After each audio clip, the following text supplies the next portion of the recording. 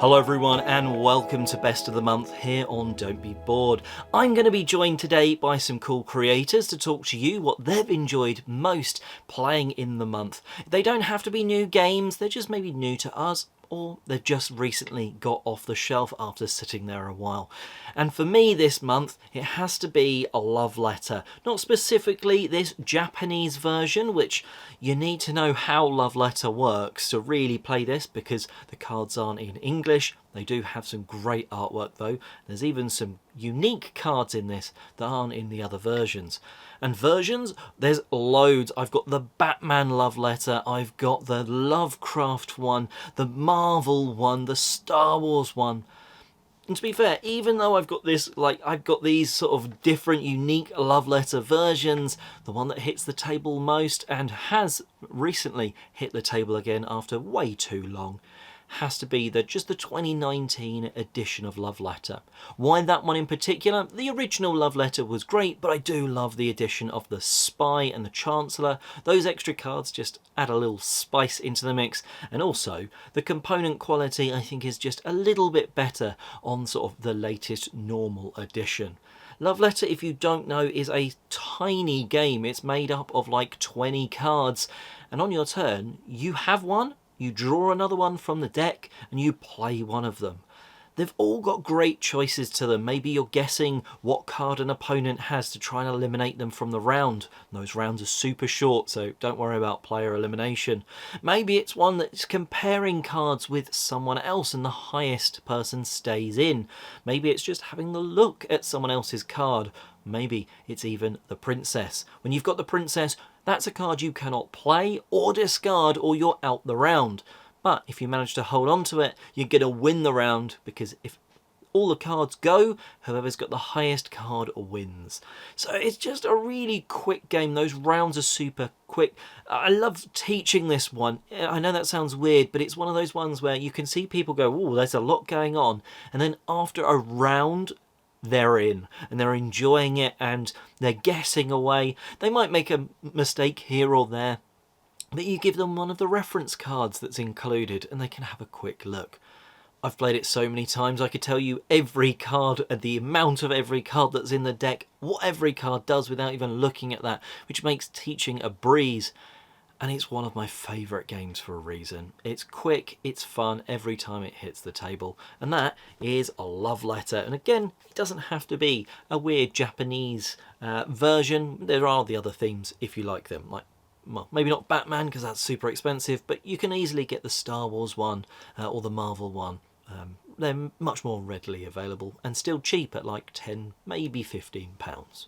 Anyway, let's see what some other creators have picked this month. Hi, I'm Libby, this is Julian, and together we are BoxedMeeples.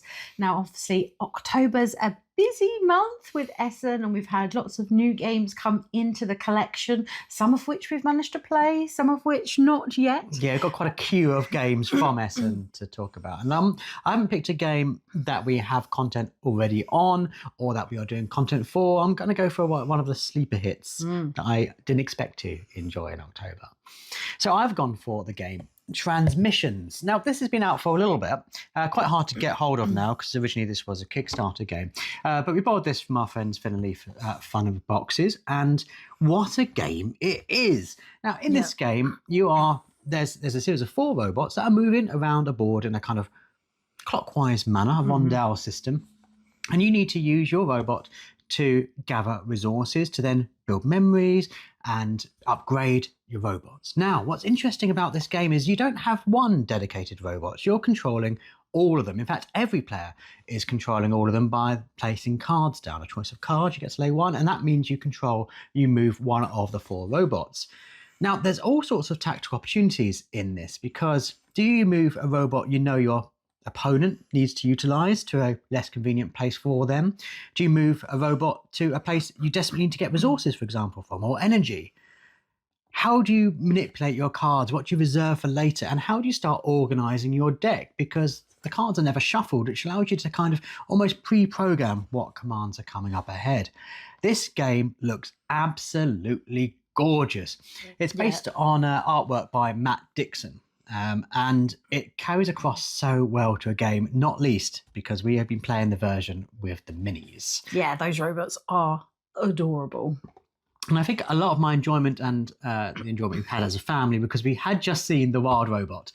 So we cried our way through that and then came home and played this. And it's kind of got that sweet, sympathetic, kind of similar nature to it. So if you can find this anywhere in a shop, or if you can just play it in a board game cafe, you really should. Because I hadn't heard about this game until recently. I'd seen the pretty pictures, but didn't know what it involved. And really, really love playing this, especially as a family game. Yeah, and I think it was a great step up for the girls in terms of how they think about not just being one player in one position, but having that option of all four of them. So great one for them. For me, I am going with Shackleton Base. Now, we picked this one up just before Essen, so we didn't have to bring it home on a plane or anything. But we've only recently managed to play it for the first time, and this is a gem of a space game. I mean, it's pretty chunky. It's a complicated one. But the way that it goes about that, it's so easy to pick up with the iconography, and sort of it becomes quite obvious, I think, after the first couple of play turns that you've taken, not even rounds, what I'm doing, why, what I need to do next, how I'm going to go about that. It just seems quite intuitive to be able to pick up what's quite a chunky game. There's so many decisions and options that you have here. So, I mean, it has really got some depth to it, but it's super fun working out how you're each going about the different routes that you're going. I mean, the game that we've played so far, we ended up tying, having gone into totally different corporations, totally different way about going things, but somehow we still matched each other, which I found really interesting. And I'm sure that won't happen many other times. I'm sure I'll beat you for the rest of them. What's really great about this is the corporations, because you don't play the same game every single time. No, that combination of it, you pick 3 each time you play, and they can set the difficulty level a little bit for you, but of course that the combining of those different ones is going to give you a different game, different goals, different things to be going out and trying to do every time you play. So you might not always have tourist astronauts that you're trying to take on a little trip around the moon and take to some movie sets on the lunar base. Sometimes you might be more interested in mining some goods and getting stuff and fulfilling them, shipping them out and making money out of things. Each of those corporations is wanting something different from you, and so your play style and how you do that is going to be different again. And really interesting how you can mitigate costs by putting your astronauts on your board and how that plays out as well. Loads going on in this one, and a really fantastic game that I can see us getting to the table again and again. And really easy to table because everything you need for the right thing is all in the right boxes. So you can just pull out the boxes that you need for that game. Setup. And you've not then got like the whole game's worth of every corporation muddled around. Do I need this? Do I not? It's boxed out, so it's easy for you to do that. So that's a gem.